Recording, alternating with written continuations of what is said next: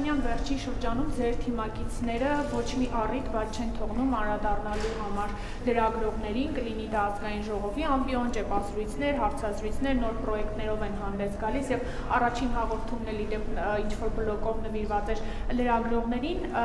սա ձեր կողմից է տրվել հրահանգը թիրախավորելու անդրադառնալու լրագրողներին, այդ կերպ նաեւ մեսիջ ըղելով լրատվամիջոցներին, որ հաջորդ գործընթացները հենց լինելու են լրագրողների նկատմամբ եւ լրագրողներ են կալանավորվելու եւ նաեւ խնդրում եմ անդրադառնալ Հովաննավանքում տեղի ունեցած միջադեպին, պատարագի ժամանակ պետական պահպանության ծառայողը դուրս հանեց քաղաքացուն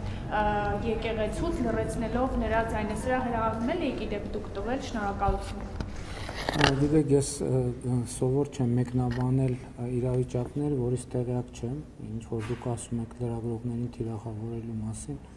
առաջին անգամ եմ լսում դրա մասին, չեմ կարող ոչ մի բան ասել, ամեն դեպս եթե առիթ լինի, ոչ թե առիթ լինի, կհետաքրքրվեմ, թե ինչի մասին է խոսքը, եթե կոնկրետ ելույթներ նկատի ունեք, խնդրում եմ փոխանցեք, որպեսզի ես ավելի կոնկրետ իմանամ ինչի մասին է, իսկ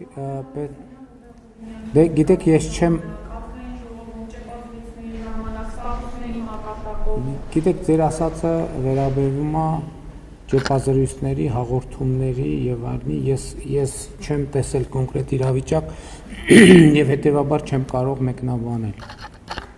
Առիթ կլինի, ասում եմ, եթե կոնկրետ բան նկատի ունեք, այդ ելույթները կարող եք ուղարկել, ասել, այս վարքյանից այս ինչ վարքյանը նկատի ունեմ, այս րոպեից այս ինչ րոպեն նկատի ունեմ, այն խնդրում եմ չասեք, այս ամբողջը նկատի ունեմ, որովհետեւ չեմ կարողանալու ամբողջը նայել։ Ինչ վերաբերում է Հովաննավանքի դեպքին,